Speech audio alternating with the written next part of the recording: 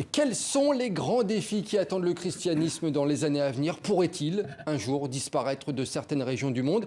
Et comment faire fructifier son héritage? Autant de questions que vous soulevez, Dominique Régnier, dans cet ouvrage collectif, le 21e siècle du christianisme. Bonsoir Dominique Régnier. Je rappelle que vous êtes politologue et directeur général de la Fondation pour l'innovation politique. Vous posez énormément de questions, vous apportez des réponses dans cet ouvrage. 2,3 milliards de chrétiens à travers la planète, c'est bien cela. Oui. Première religion au monde. Absolument. Pourquoi le christianisme est à un moment clé de son histoire, selon vous? Parce que la globalisation redistribue d'une façon générale et la richesse et le pouvoir, que le christianisme, d'une certaine manière, est mis au défi de continuer à exister par des forces qui lui sont hostiles, soit parce que ces forces sont hostiles à l'autonomie du religieux.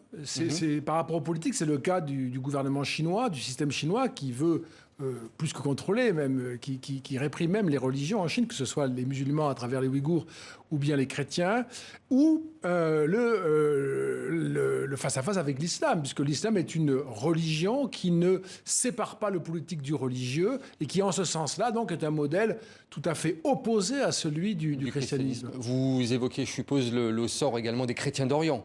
Alors les chrétiens d'Orient, effectivement aussi, que ce soit en Irak. Par exemple, en Irak, en 1987, il y avait 400 millions de chrétiens. Ils sont aujourd'hui 400 000. Donc il y a eu 1 million de chrétiens qui ont disparu d'Irak.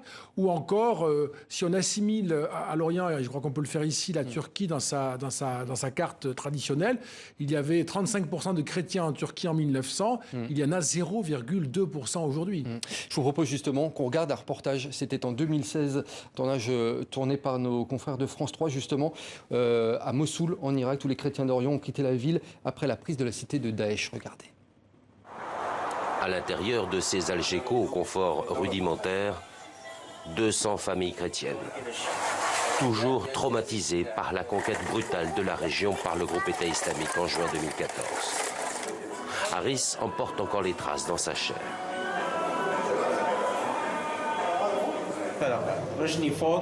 Ils m'ont pendu, les pieds en haut, la tête en bas. Et ils ont commencé à me torturer à l'électricité. Puis ils m'ont frappé avec tout ce qui leur tombait sous la main. Des manches en bois, du fil de fer. Dans le petit café, tout le monde a un drame à rapporter. Et une seule envie, quitter au plus vite un pays où l'islam ne leur laisse plus de place. Aucun chrétien ne veut rester en Irak, même si c'est la terre de nos ancêtres. On n'en veut plus. On leur laisse.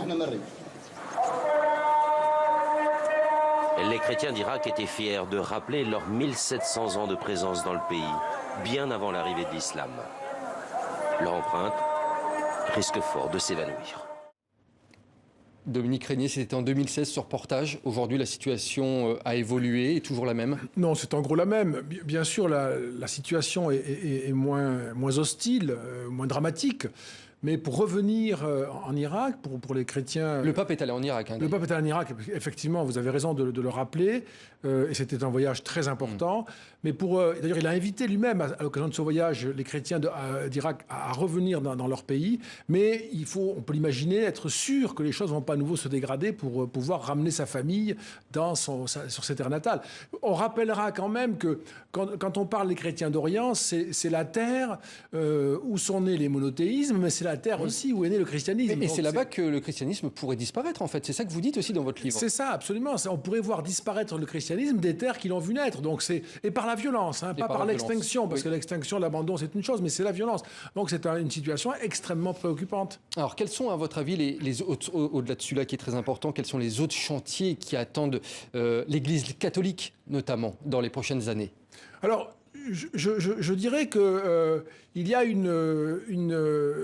énorme chantier qui est celui de la politique, au sens où il y a une tension sur la relation entre la religion et la politique, et où le christianisme lui-même, qu'il soit catholique ou protestant, est une expression, je le disais, de la séparation. Et la séparation, c'est un point qui est clé, puisque la séparation du politique et du religieux, qui est dans l'identité même du christianisme, qu'il soit protestant, orthodoxe ou catholique, la séparation du politique et du religieux, c'est la possibilité d'inscrire dans la société elle-même, par les valeurs chrétiennes, des instances de résistance au pouvoir, de critique du pouvoir.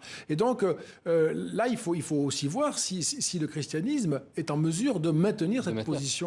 Oui, parce que christianisme et démocratie, il faut le dire, sont étroitement liés. Étroitement liés par les valeurs, d'abord, qui sont l'égalité, la dignité de la personne humaine, l'universalité de la personne humaine et de sa valeur haute, éminente, et puis aussi par des siècles de pratiques, y compris de pratiques électorales. On ne le sait pas assez, mais l'Église a inventé la plupart des systèmes électoraux que nous pratiquons. Et justement, ce qui est très étonnant dans ce livre, c'est que vous dites, pour parler de la France, typiquement, la France entre dans un monde moins démocratique et plus religieux. Qu'est-ce que vous voulez dire par là? Parce que c'est un avertissement que vous donnez aux Français. Oui, c'est-à-dire qu'on va être surpris, nous les Français, parce qu'on avait plutôt en tête l'idée que la religion allait s'effacer.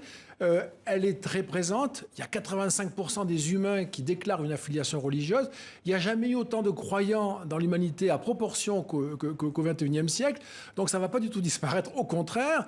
Ce que l'on voit, ce sont des formes qui contestent l'autonomie du religieux, à travers, je l'ai dit, le cas de la Chine, ou la question que l'on se pose avec l'islam. On peut espérer d'ailleurs que l'islam, je vais très vite, l'islam, c'est pas une chose, c'est des musulmans. Beaucoup réfléchissent sur cette relation politique et voudraient la faire évoluer. Donc il faut espérer que ce sera possible de faire évoluer tout cela. Et puis il y a encore quelque chose de très important, on le sait tous, mais les nouvelles technologies, en particulier ce qu'on appelle l'anthropotechnie, la médecine d'augmentation et pas simplement de réparation, la génétique, sont en train de transformer en profondeur la condition humaine. Ça appelle un discours religieux, pas d'ailleurs simplement celui des chrétiens, mais aussi celui des musulmans, des juifs et des autres religions. De toutes les religions. Toutes les religions. L'avenir, le second souffle du christianisme, se trouve-t-il en Afrique, sur le continent africain? Il y est très présent en effet, y compris d'ailleurs sous la forme extrêmement dynamique du protestantisme évangélique, qui est très présent en Afrique subsaharienne, mais ce sont aussi les terres où les chrétiens sont les plus persécutés en ce moment.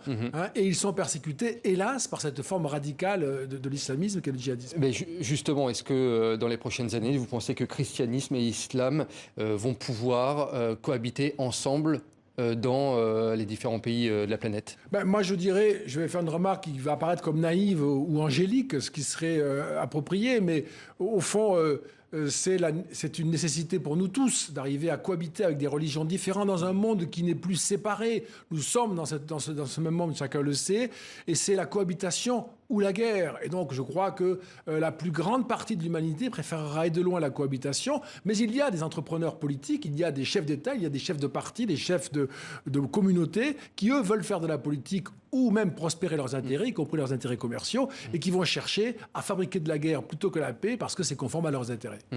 Alors, pourquoi est-ce que, ça sera ma dernière question, pourquoi vous avez décidé aujourd'hui de faire ce livre avec l'ensemble des auteurs que vous avez dans cet ouvrage? Pourquoi? Parce qu'à la Fondation pour l'innovation politique, je suis convaincu que le religieux fait retour et nous avons besoin à nouveau de réfléchir sur les questions religieuses. En 2016, j'ai publié Valeurs d'Islam, qui était l'équivalent, mais sur l'islam.